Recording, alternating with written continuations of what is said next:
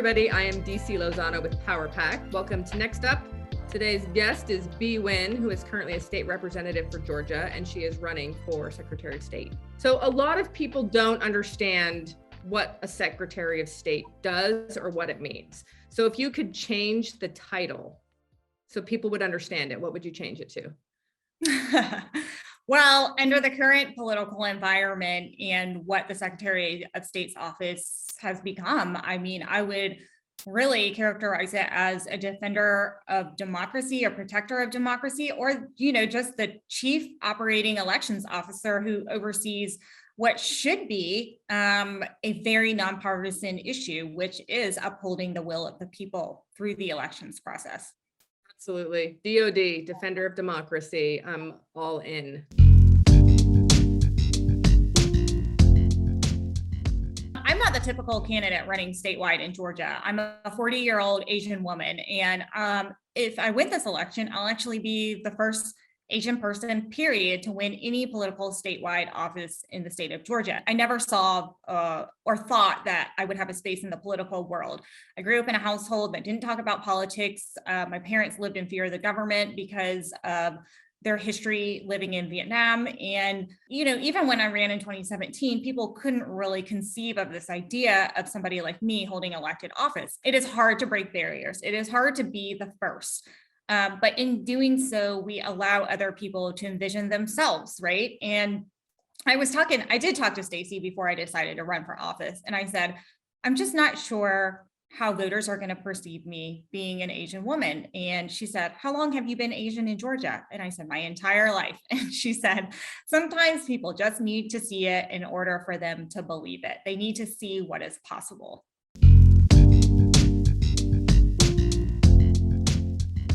I think that under the context of Secretary of State, the biggest thing that I want to focus on is ensuring that we have free and fair elections, and that is for everybody.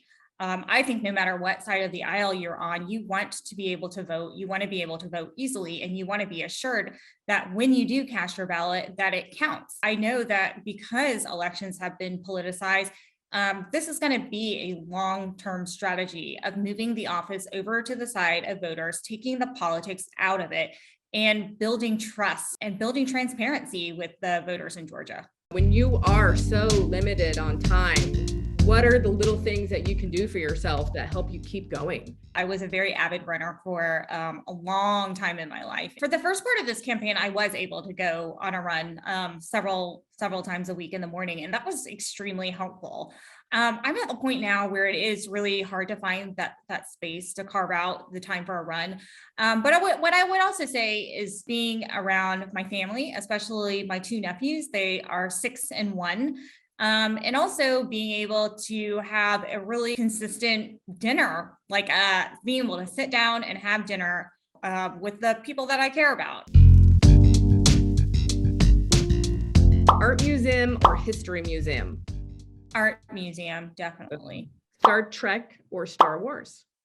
Probably Wars. Sorry, Stacey, from Star Wars. Wordle or crossword? Ooh, I like both. I don't have access to a paper newspaper anymore. I do Wordle, and I try to do it every day. Text or call? Text. The book or the movie? The book, for sure. What are you reading right now? I bought a copy of The Hate U Give because it was a book that was listed amongst a list of proposed banned books that was sent to me by somebody in Georgia who wanted to remove it from our public school libraries. And so I immediately went out and said, I'm going to buy this book. I'm not very far into it, but I've watched the movie. So this is an opposite scenario in which I watched the movie. Yeah. It's such a good book. Angie Thomas is an incredible human being.